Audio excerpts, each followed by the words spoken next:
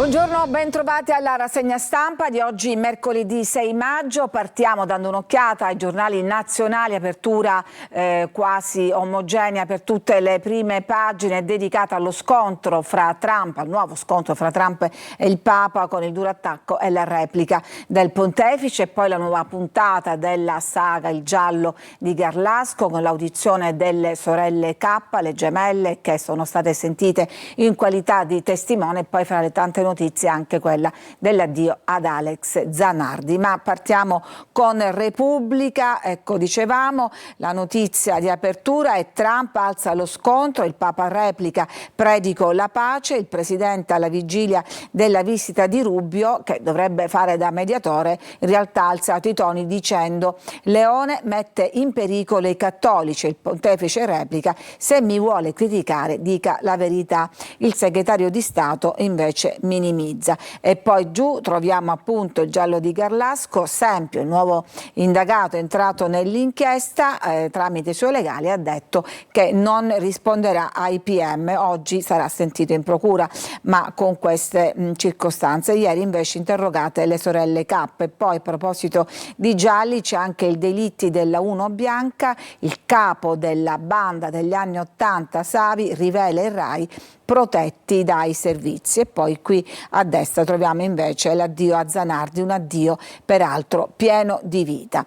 Vediamo adesso la prima pagina della Stampa. Anche qua Papa Trump, alta tensione, nuovo attacco alla vigilia del vertice con Rubio, e in taglio centrale accomunati queste due vicende che riguardano appunto i misteri d'Italia, da una parte Garlasca, dall'altro i delitti della Uno Bianca. Andiamo a vedere la prima pagina del Corriere della Sera. L'alto là del Papa Trump, dopo il nuovo attacco della Casa Bianca al pontefice, che ottiene l'appoggio di tutto il governo, parla il ministro degli esteri italiani, non condivisibile. Domani il segretario di Stato Rubio sarà in Vaticano. Tra gli scenari e i timori, l'America via dalla NATO, gli analisti dicono: difendere l'Europa costerà altri 1.000 miliardi. E poi la polemica sulla Biennale, apre il padiglione russo, l'Unione Europea dice la Biennale non sia una vetrina per mosche. E qui vediamo invece il presidente, il capo dello Stato Mattarella, che stringe la mano a Valeria Golino, una delle attrici candidate ai David di Donatello, e il capo dello Stato ha detto: il cinema è libertà, va aiutato. Vediamo anche l'Avvenire, giornale di ispirazione cattolica, visto che l'apertura è dedicata proprio allo scontro Trump-Papa Leone. Trump attacca il Papa, permette all'Iran di avere l'atomica, mette dunque in pericolo i cattolici, l'accusa di Trump. Leone XIV replica: la Chiesa è sempre contro le armi nucleari, chi critica lo faccia nella verità. E poi ancora la Stampa, Papa Trump, alta tensione, nuovo attacco alla vigilia del vertice con Rubio. Mentre di spalla abbiamo questa notizia che riguarda la foto realizzata, manipolata con l'intelligenza artificiale, che mostra la Premier Meloni in lingerie, cioè in abiti succinti, foto rilanciata dalla stessa Premier per parlare appunto delle manipolazioni appunto delle foto. Ma andiamo a vedere adesso nel dettaglio questa botta e risposta fra Trump e il Papa. Cosa ha detto Trump? Trump ha detto: per il Papa è ok che il regime abbia la bomba, a rischio la sopravvivenza dei suoi fedeli. Chi si era illuso, scrive il corrispondente da New York Mastrolilli, che Trump avesse compreso l'errore di attaccare Leone inviando Marco Rubio in Vaticano per ricucire i rapporti, ha dovuto ricredersi, perché prima ancora che il segretario di Stato decollasse per Roma è arrivata la nuova bordata. Gli analisti si aspettavano quantomeno il silenzio, se non una tregua, per appunto agevolare questa missione di Rubio, che sarà in Vaticano domani. Trump però lo ha rotto con questa intervista ad un canale conservatore a lui molto vicino, in cui è tornato ad attaccare il Papa, accusandolo di mettere a rischio la sopravvivenza dei suoi stessi fedeli. Questo perché, secondo il capo della Casa Bianca, Leone ritiene che sia ok per l'Iran avere un'arma nucleare, e io non credo sia una cosa buona. Penso che stia mettendo in pericolo molti cattolici e molte altre persone. E naturalmente poi è arrivata la replica del Papa. La replica del Papa che ha detto appunto almeno parli con la verità, perché noi siamo stati sempre contrari. In questo clima appunto Rubbia prova a mediare con il Papa. Il suo tentativo un po' disperato è di dire che sono state fraintese le parole del Presidente, ma naturalmente le interviste sono state rilasciate.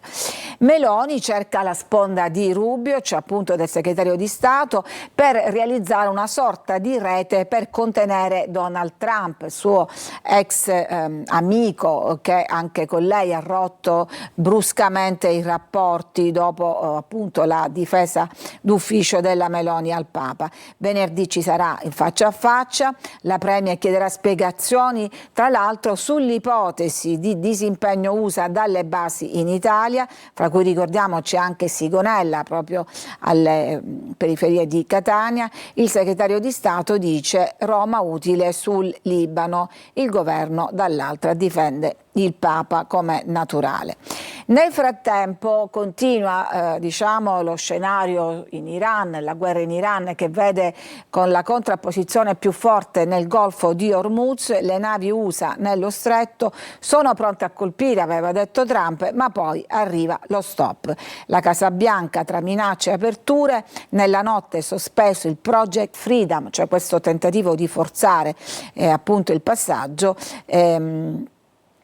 La decisione per ora, almeno per ora, è considerare il cessate il fuoco ancora in vigore e sospendere il Project Freedom per riaprire lo stretto di Hormuz nella speranza di convincere l'Iran ad accettare l'accordo di pace americano. Trump però è pronto a ordinare una nuova escalation già questa settimana se non riceverà a breve le risposte pretese. Andiamo avanti, tutto questo naturalmente ha dei costi e pesano sulle nostre tasche, sulle tasche delle famiglie. Il Fondo Monetario ha calcolato il costo di 2.270 euro per ogni famiglia, tra naturalmente l'incaro dei carburanti. L'Italia è tra i paesi dell'Unione Europea con i prezzi del gas più alti. E poi andiamo a vedere invece quello di cui parlavo, Meloni e la foto con la I, eccola qua, rilanciata da un utente che c'è caduto dentro questa trappoli, ma ripresa anche dalla stessa Meloni, spiegando che era una foto falsa generata con l'intelligenza artificiale, che l'aveva tra l'altro migliorata, ha detto lei con grande ironia. Non è certamente il primo caso, qui vediamo i precedenti, tra cui il Papa col piumino fashion e molto costoso, mentre sotto vediamo invece altri tipi di foto generate con la I, in questo caso volute da Trump, che si ritrae con Gesù. Torniamo in Italia, il caso Garlasco. Ieri sono state sentite le cugine di Chiara Poggi, le sorelle K, nella veste di testimoni. Pare, hanno detto i legali, che abbiano collaborato con i magistrati che hanno riaperto l'inchiesta che vede indagato Andrea Sempio. La scelta di Sempio è però di avvalersi della facoltà di non rispondere. Prima gli atti in procura, sarà sentito anche il fratello di Chiara, amico fra l'altro di Andrea Sempio. L'unico indagato nell'inchiesta, appunto Andrea Sempio, si presenterà ma scegliendo il silenzio, almeno per ora. I suoi legali annunciano una perizia personologica. Anche Poggi Junior, il fratello, oggi viene sentito di nuovo. Un giallo lungo appunto 19 anni, qui vediamo i protagonisti: Alberto Stasi, condannato in via definitiva a 16 anni di reclusione, qui vediamo invece al centro Andrea Sempio, alla sua destra il fratello di Chiara e alla sua sinistra un'amica che oggi è la sua avvocata. Qui c'è la vittima, Chiara Poggi, uccisa a 26 anni, e le cugine, le sorelle appunto K. Naturalmente un giallo che è stato scandagliato in tutti i dettagli, ma che ancora non ha dato risultati. Ma in tema di misteri si riparla della banda della Uno Bianca, che ha seminato terrore e morte fra gli anni 80 e 90. Ieri ha parlato Roberto Savi, considerato il capo, ovviamente in carcere. La mia verità: dietro ai delitti della banda c'erano i servizi segreti. Dal carcere di Milano Bollate l'ex poliziotto parla per la prima volta. Per 7 anni non ci hanno preso perché eravamo protetti, tra l'altro una banda tutti di poliziotti. Poi c'è un'altra vicenda, quella del virus sulla nave. L'Organizzazione Mondiale della Sanità dice a bordo è possibile il contagio da uomo a uomo. È un allarme per un'epidemia esplosa su una crociera, ci sono stati 3 morti, la Spagna ha dato il permesso di attraccare, allerta per i passeggeri del volo su cui c'era una vittima. E poi invece l'altro giallo, quello attorno alla morte di mamma e figlia avvelenate con questo letale veleno laricina. Ci sono sospetti su 4-5 persone, il papà dice non so chi ce l'abbia con me. E questa è una notizia che riguarda tutti noi, perché si parla della riforma sui medici di base. Siamo ormai alla resa dei conti, la riforma è nelle mani di Meloni, che dovrebbe avallare queste nuove regole per un'assistenza migliore. Cosa prevede la riforma? Che i medici possano anche essere dipendenti su base volontaria, e in particolare le regole riguardano anche la retribuzione. Oggi il dottore riceve 91 euro lordi per assistito, a prescindere da ciò che fa. Il decreto Schillaci lega invece la busta paga ai risultati. E poi c'è appunto Mattarella che ha incontrato i candidati ai David, cinema libero e audace, e poi autocritica del ministro Giuli su Regeni, il documentario dedicato a questa di ricercatore ucciso in Egitto non ha appunto avuto il finanziamento della Commissione Cinema. E poi l'addio a Zanardi, land bike, cioè la sua bicicletta manovrata con le mani, le rose bianche, le note di Guccini e Vecchioni, un addio a Zanardi pieno di vita. A Padova i funerali del campione, Don Marco Pozzi, sorellaccia morte, ha detto si è presa solo il suo corpo. Gli atleti disabili di Obiettivo 3, l'associazione da lui fondata, hanno detto sei stato aria fresca da respirare. E concludiamo con questa notizia che riguarda il nuovo tour del mondo del Vespucci, il veliero italiano, simbolo dell'italianità, che è pronto a riprendere il mare per portare appunto l'essenza dell'italianità con le sue maestose vele in giro per il mondo. Ci fermiamo, c'è una breve pausa, torniamo tra poco per dare invece uno sguardo all'informazione regionale.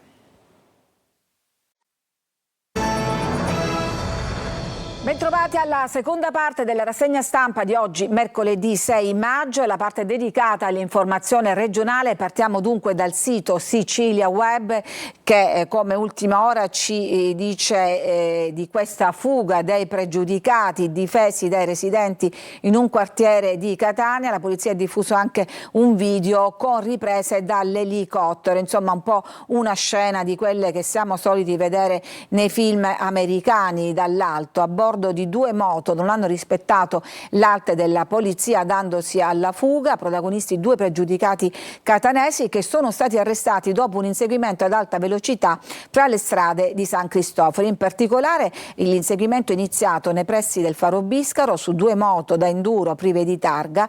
Non appena hanno incrociato con lo sguardo la pattuglia, con una repentina accelerazione hanno tentato di scappare. I 2 indossavano il casco e uno di loro anche una maschera da motociclista, facendo sospettare che stessero architettando un'azione illegale. L'inseguimento è proseguito con manovre pericolose, tutte riprese dall'alto con un elicottero della polizia che aveva una sofisticata telecamera di bordo e che ha documentato tutte le fasi della fuga, fornendo precise indicazioni a tutti gli equipaggi che poi li hanno appunto bloccati. E poi c'è l'altra notizia che riguarda invece truffa a Catania, indagati imprenditori e commercialisti per bancarotta fraudolenta, sequestro di beni per un valore di circa 6 milioni di euro. Gli imprenditori in questione sono di nazionalità cinese e che con l'aiuto di un commercialista hanno appunto ottenuto questo piano preordinato finalizzato a svuotare le loro imprese fortemente indebitate. 2 aziende con sede a Misterbianco nel commercio e l'ingrosso di abbigliamento e prodotti di vario genere, entrambe poste in liquidazione giudiziale a seguito di debiti da 10 milioni di euro. E poi questa è una tragedia familiare, una donna che è caduta dalle scale di casa sbattendo la testa e poi è morta. È successo a Cattolica Eraclea, un tragico incidente domestico finito nel peggiore dei modi. Ma torniamo adesso alle testate dei quotidiani regionali, partiamo dalla Sicilia. Il titolo forte di grande effetto è quello che ritrae Trump in prima pagina con la scritta "L'anticristo", così chiamato per il nuovo attacco al Papa. Trump ha detto sta mettendo a rischio molti cattolici nel mondo, ma a noi ci interessano più i titoli regionali e quindi l'infinita saga del Righina, arrestato il nipote del capo dei capi che gestiva la mafia rurale. Poi la nuova eruzione che questa volta riguarda lo Stromboli, uno show da paura con la sciara del fuoco, così si chiama la linea di lava che arriva fino al mare dal cratere e che diciamo questa volta è stata particolarmente alimentata.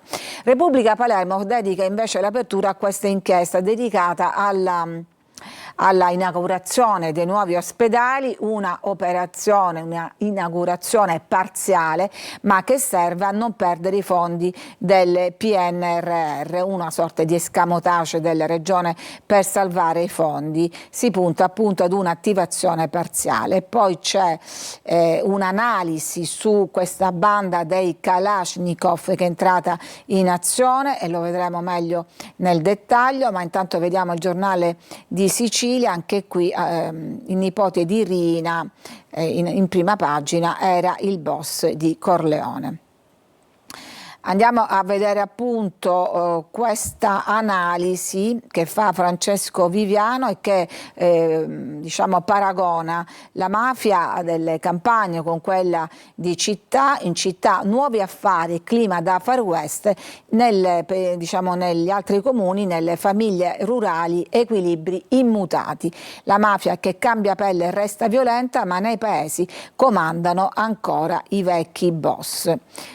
E anche qui vediamo che Francesco Patanè su Repubblica ci spiega, anzi Salvo Palazzolo ci spiega chi c'è dietro la banda dei Kalashnikov, che ha innescato una sorta di miccia non soltanto per le strade di Palermo ma anche all'interno di Cosa Nostra, un gruppo ancora misterioso che ha già colpito 4 volte e che potrebbe avere effetti rilevanti non solo sulla tranquillità delle famiglie ma anche sugli equilibri fluttuanti delle famiglie mafiose che governano la parte occidentale della città. Da una parte c'è il mandamento di San Lorenzo Tommaso Natale, dall'altro quello di Resuttana e all'interno alcuni influenti capi mafia scarcerati che non si sono mai sopportati e che naturalmente creano particolarmente delle frizioni.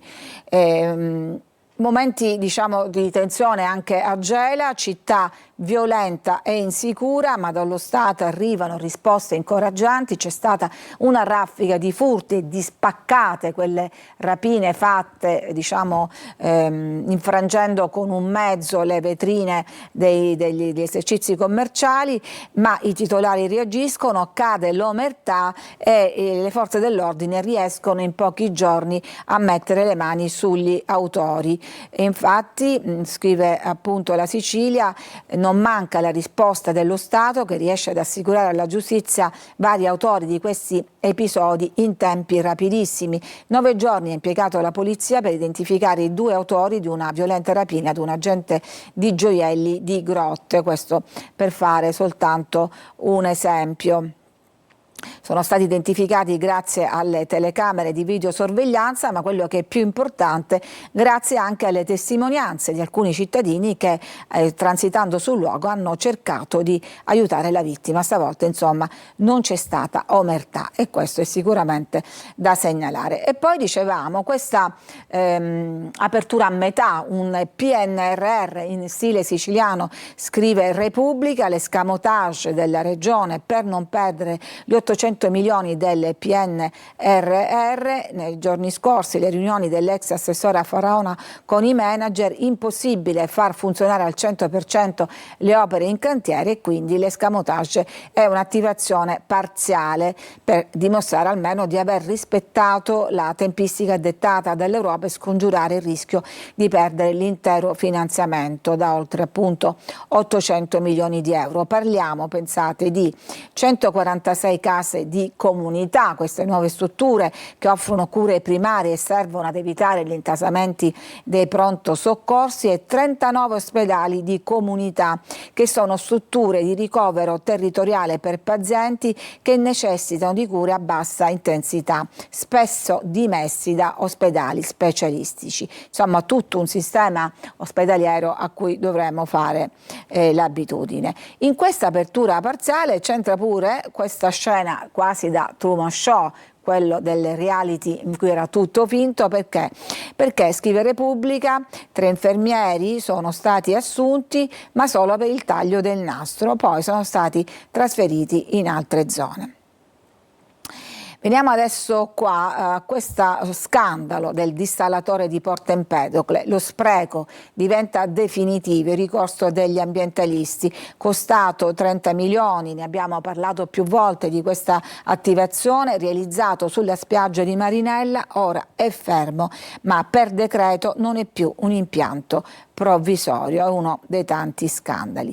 E poi arriva la privatizzazione, o meglio il bando per la privatizzazione degli aeroporti privati, della SAC, cioè l'aeroporto di Catania in particolare, che 48 fa ha pubblicato il bando per la presentazione delle manifestazioni di interesse, una torta particolarmente appetibile, e si vede bene dall'ultimo bilancio, scrive La Sicilia, perché il 2025 è stato un anno da record con utili da 8 milioni. L'amministratore delegato Torrisi dice il bando avrà risonanza mondiale, qualcuno già ha manifestato interesse, parliamo del gruppo Benetton. Poi la sciara del fuoco che arriva fino al mare, proprio pensate mentre nell'isola si gira un film con Isabella Rossellini e Mick Jagger. Il vulcano Stromboli è sempre attivo, lo sappiamo, ma nelle ultime ore c'è una fase effusiva particolarmente evidente che ha regalato uno degli scenari più suggestivi degli ultimi anni. Un flusso lavico continuo ha raggiunto il mare, scivolando dai crateri e generando colonne di vapore visibili da tutta l'isola.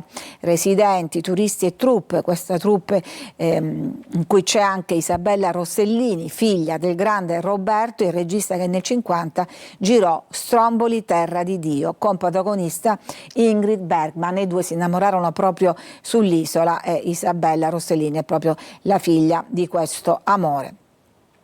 Ma andiamo avanti, parliamo di, qua siamo sulla Sicilia, c'è l'allert diciamo di un'associazione, Volere la Luna, che chiede di vigilare sulle aree di Corso dei Martiri, quella ferita al centro di Catania, aree private. Il progetto sta riprendendo fiato con dei nuovi proprietari, ma chiede appunto di monitorare per vedere che vengano rispettati anche i doveri. E qui sotto invece troviamo Piazza Federico di Svevia, terra di nessuno. I residenti, in questo caso spalleggiati da Riccardo Pellegrino, continuano a accusare la pedonalizzazione decisa dal sindaco, che sta, dicono loro, desertificando un po' insomma la zona. E poi arriva la bocciatura del TAR sugli obblighi per i B&B stabiliti per decreto regionale. Nessun obbligo per i gestori di strutture alberghiere. Tra questi obblighi ce n'erano alcuni che il TAR ha ritenuto troppo onerosi o poco chiari, come per esempio comprare materassi ignifughi, televisori da 32 pollici o altre misure come assumere la metà del personale che parla inglese. Una sentenza del Tribunale amministrativo ha demolito molti punti del decreto emanato la scorsa estate dall'assessora al turismo Elvira Mata, che riformava appunto il settore degli affitti brevi delle case vacanza, accogliendo il ricorso di una federazione.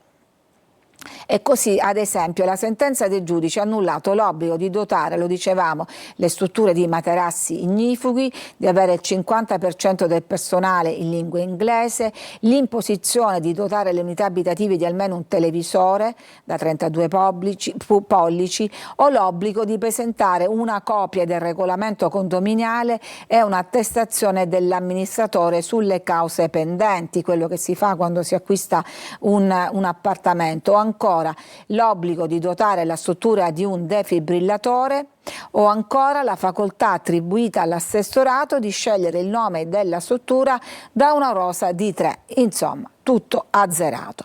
Parliamo poi di cultura, perché ieri è stata presentata la nuova edizione di Tao Book, la fiera del libro di Taormina. Parola d'ordine di quest'anno è la fiducia nel futuro, e mai come in questi giorni ne abbiamo bisogno. Dal 18 al 22 giugno oltre 200 ospiti, tra loro Murakami, il premio Nobel Gurnah. La presidente Antonella Ferrara ha detto: c'è un rischio tanto necessario quanto coraggioso che attraversa ogni epoca, ed è l'atto di dare e chiedere fiducia, una richiesta di reciprocità che ammette le fratture ma indica anche la possibilità di una ricomposizione. E così, chiedendo e dando fiducia, noi ci fermiamo. Grazie per averci seguito, a tutti una buona giornata.